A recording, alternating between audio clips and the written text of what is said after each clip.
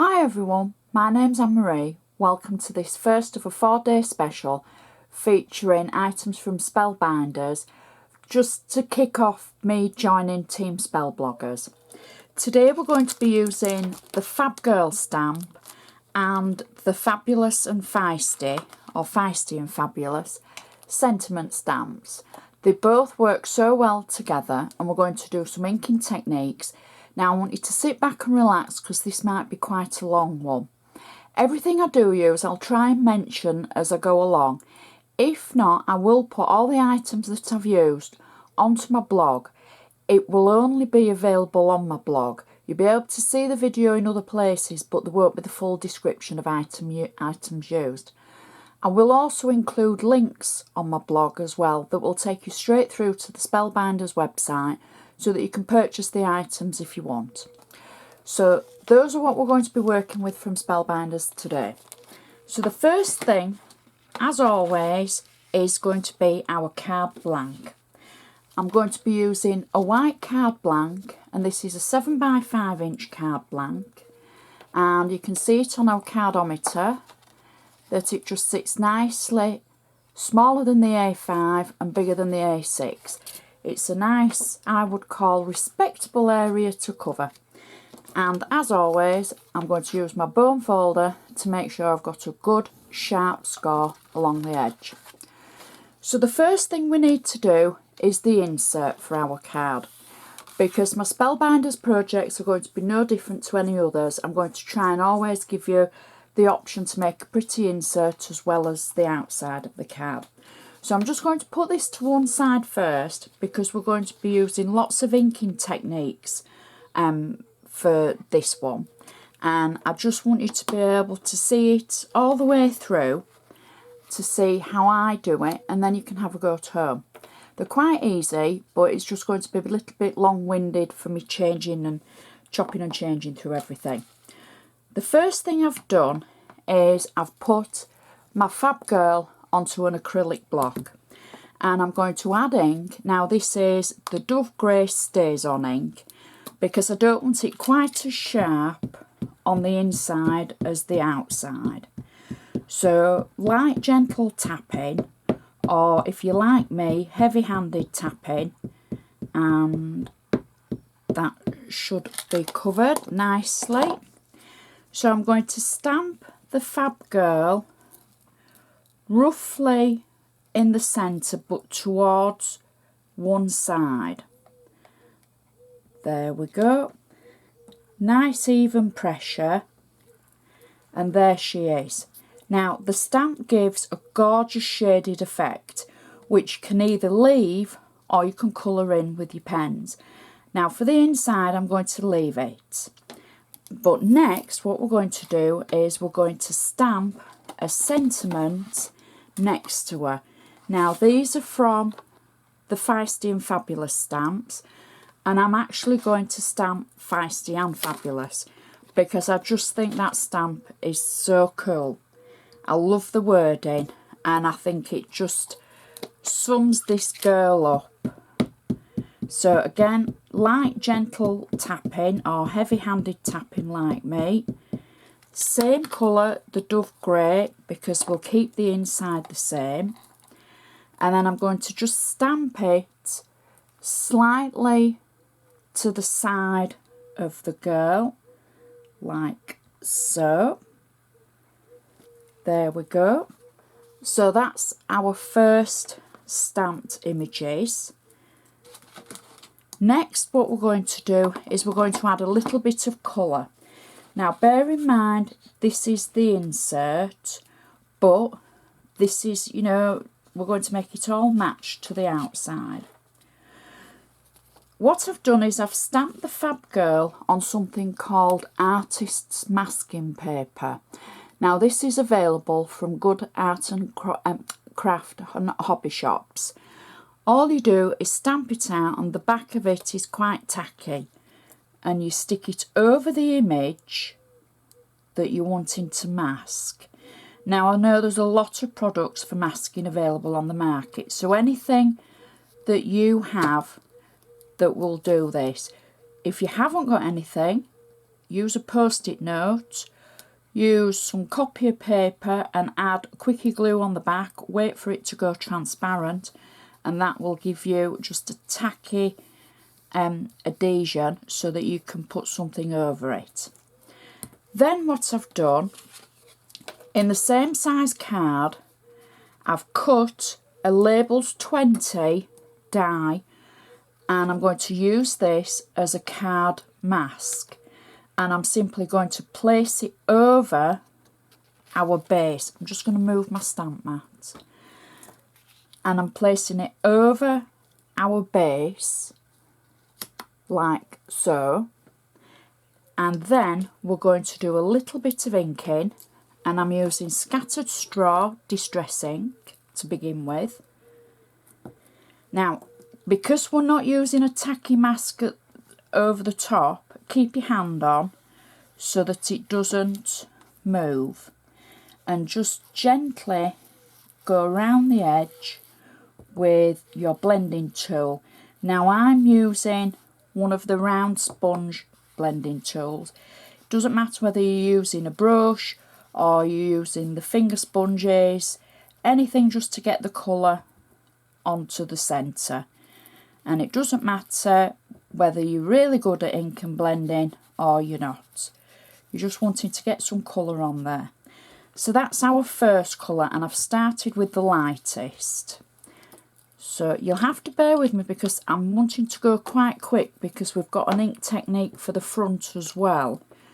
So I don't want to sort of take all our time up doing the inside, but it'll show you roughly where we're heading. So the next ink I'm using is Wild Honey. Again, I'm using it on the round blending tool. It's only my tool of preference. I prefer these to the brushes at the moment, shall we say. So we've got our second colour on. Now our third colour is, let me just remind myself, Warm Lipstick. So again, we've gone with the round blending tool, and I'm simply, instead of blending, I'm just dragging it up from the edge and down from the top edge, just to give it a little bit of a different effect. And then I'm going to use a stencil. Now this is a Tim Holtz stencil, and it's the polka dot one, and I'm simply just going to add a few of the dots in the Warm Lipstick, and then I'm going to go back to the Wild Honey and add a few in Wild Honey as well. So then we can do the big reveal for the outside. I'll just put my ink lids on. We can take off our card mask that we've made, and then we can peel our girl away, and that will be the inside of our card. So let's pop our insert in, and I'm just going to use a tape runner to add this. I didn't put tape on the back of it beforehand because I wanted it nice and flat to be able to ink on it. So there we go. We'll just add that into the centre of our card. So there's a nice amount of room to write on for your message and everything. And your ink gives the colour, and she looks feisty and fabulous.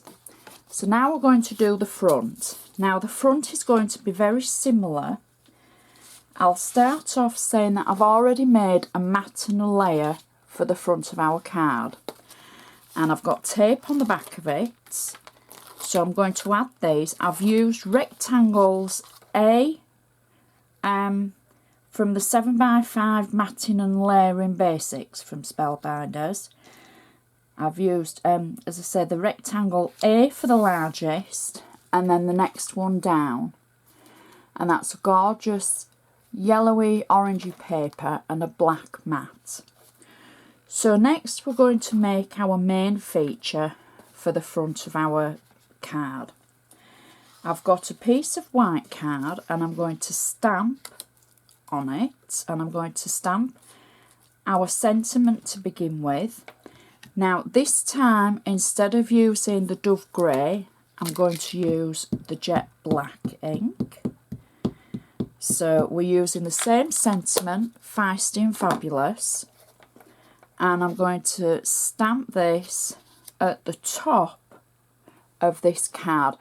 Now you'll have to bear with me when I'm turning it, it's only so I can see it, because it's very difficult through or round the camera to see. So I'll try straightening it up when I've stamped. So I'm stamping at the top, and that's our nice crisp clear sentiment. Really nice stamps. Very happy with the way that the stamping's so crisp and clearly. Now I'm using my girl again, and this time again we're going to use the jet black for the front. Don't worry, you don't have to remember all these things. I shall write the list on my blog of what I'm using. So light, gentle or heavy-handed tapping if you may. There we go. And I'm going to stamp our Fab Girl to the bottom of the card, just to one side, like so. Nice firm press, try not to rock it, and there we go. Now she looks gorgeous already, but we're going to make her look even better. So what we're going to do is we're going to place our card front down. Now I'm working on a non-stick mat, a non-slip non-stick mat. However, if you haven't got one, don't panic, you can use your masking tape. We're going to use some tape as well for this. So I'm going to use my masked lady again. Now you might notice that I haven't cut her out precisely round her hair and under her arm. It's because I don't need this section. For the front of the card, I'm only going to be using a section of her that needs to be perfect. So we put our mask over the layer underneath, covering our stamped image like that. And then I've got two pieces of scrap card. Now I wanted a straight edge on both of them, so I have fancy cut at one edge. Now this is a top tip: if you're using straight edge card and you need to know which edge is straight, either tear or cut the bottom edge in something completely different so you know which edge you need to work with. So I'm going to cover over the top of our lady to just below her waist, like that. And then I'm going to take the second piece and I'm going to cover over our lady over her legs and ankles, leaving the top of her legs. Now at this point I am going to use some masking tape. This is a low tack tape, and I just want to use it to keep things in position. Even though I'm on a non-slip mat, I just want to make sure that it doesn't slip. So a low tack tape. Now a low tack tape isn't necessarily the same as a masking tape, which you can buy from a DIY store. If you decide to cut a few costs and use the masking tape from the DIY store, you might want to just remove some of the tack, because it does seem to have a higher content of tack on it. Different makes, different amounts of tack. So just take a little bit off on the back of your hand or the palm of your hand. So now we've masked the section and we're going to ink it. I'm going to start with a light ink because you can always add more dark, not light. So I'm starting with the light because, oops, you see I've slipped already. There we go. So we can pop that back because we know where we're going to be. I made the classic mistake of taking my hand off it. So just get some colour onto the card. Again, you don't have to be the best blender in the world, the best inker. You don't have to be an artist for this.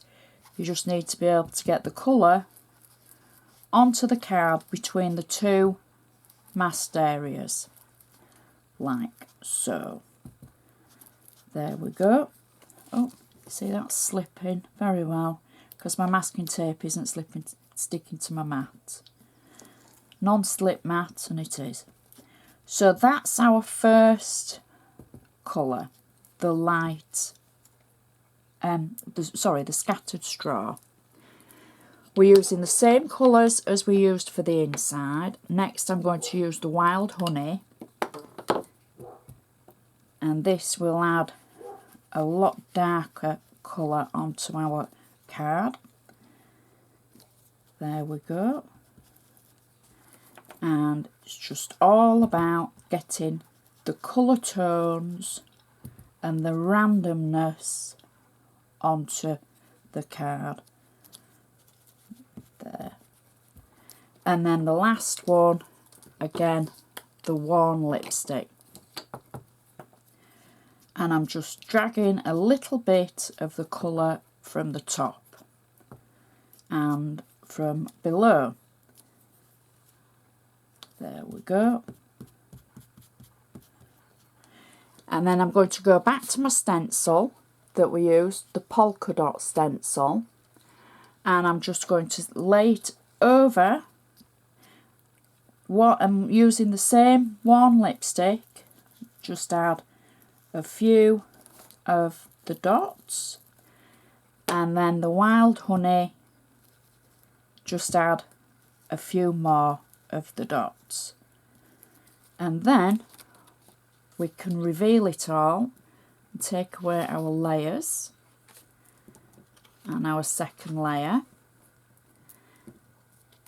and we've got our card front that's ready to go on our card. Now you can keep going and you can add more ink and take it all around the edges if you want. I've done one before that I've carried on with the inking, but for this one I think I'm going to leave it nice and crisp and clean around the edges. So I'll just move my ink pads and we can finish our card, and you can see it in all its glory. So our card front, where we've already got our mat and layer ready, I'm going to attach this using just a little bit of tape from the runner, like so. Oops. And that will sit nicely in the centre of our mat and layers. And we can peel our mask off to reveal our crisp lady in the centre. So it gives such a good effect for the inking and a nice clean area all the way around. And I'm going to finish this off with a little yellow bow just at one side, and that finishes the card off perfectly. So we've got our inside all nicely inked and stamped, and our matching outside stands up nicely. For anybody worried about postage, the only bulk you've got is from the ribbon, and that is such a pretty modern ideal card for a teenager, young girl, a mature lady, any lady really. I just think that's gorgeous, and I'm so glad that I had the chance to pick that. So I hope you've enjoyed this for day one of our 4 days of Easter and my first video for Team Spellbloggers. I've really enjoyed using this and showing you a great technique to use with it, and I just hope you've enjoyed watching. Please go to my blog for all the details of everything that I've used. If you've got any questions, don't hesitate to contact me. Click that like button, find me on Facebook, show me what you've made with your Spellbinders items. Join me tomorrow for day 2 of our 4 days of Easter. So thanks for watching, and I'll see you next time.